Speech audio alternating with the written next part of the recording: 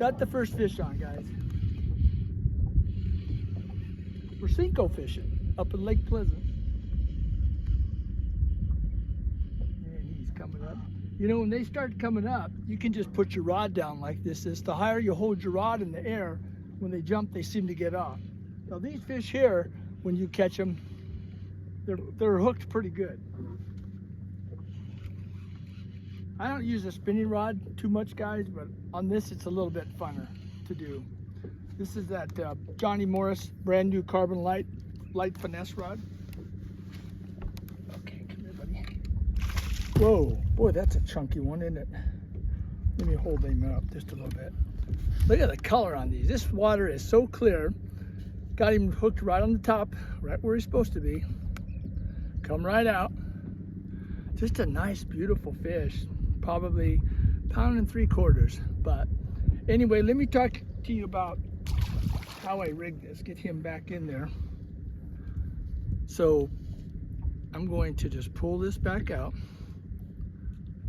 And I'm going to pull this out. And I'm going to show you how I do this. What I'm doing is I'm taking this bait. I'm going through, and you could stick it anywhere you want through there. Just, you know, 2 inches from the end. And I just go about halfway, and then all I'm going to do is just stick the other point in the other side like this. So now when it goes down, you're more or less weedless here. Okay, so this is how I'm doing it. So right now the wind is just blowing lightly, so the fish will be a little shallower. You can see how over there where it kind of comes off and just steps on down. And that's how I'm casting over towards the bank. So I just cast it up, let it go back down. And granted, there's no weight on this one, but I'm going to show you the way I can do it with a weight. Let me explain what happens to these fish when the sun comes up. Since they have no eyelids, what they do is they go further deeper down. So unless you have a lot of wind and it's covering the surface, they're not going to stay shallow. They're going to kind of come off to the next drop off. So all these fish up here are down in, oh, I want to say 15 feet of water, 12, 15. So maybe some of them at 20. So I like to just reel them in nice and slow instead of water ski them in. There's no tournament going on. It's coming in now. Come on, little guy. He doesn't feel like a real big one, but it's a fish. It's Lake Pleasant, guys, you know. There he goes. Now he's kind of fighting.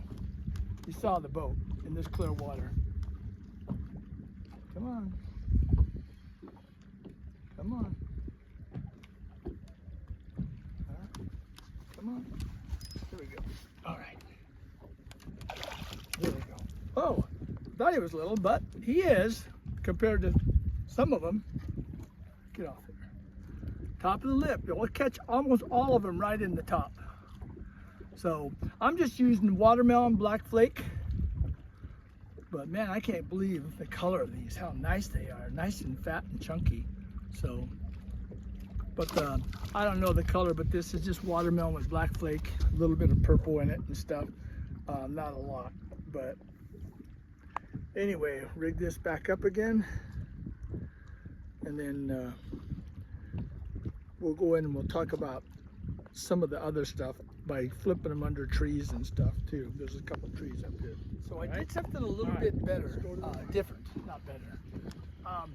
I talked about the fish are moving further down. So there's like a little shelf. I tried flipping under that tree, skipping it up there, and didn't have much luck. But the fish have gravitated off to the end of these little points and stuff that come out here. All right, let's get this one in so I can, there we go. I'm not flipping it in because this rod's real limber. This is one of the brand new Bass Pro Shop rods.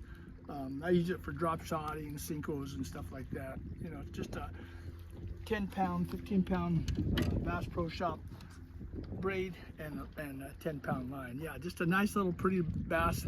Let me show you what I did. I made this into what they call a Neko rig. So I got a little tiny nail weight.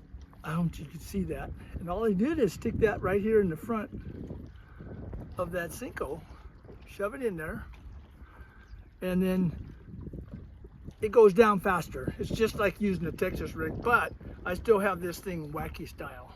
So I tried doing it the regular style, Texas rigged, and I couldn't catch a fish.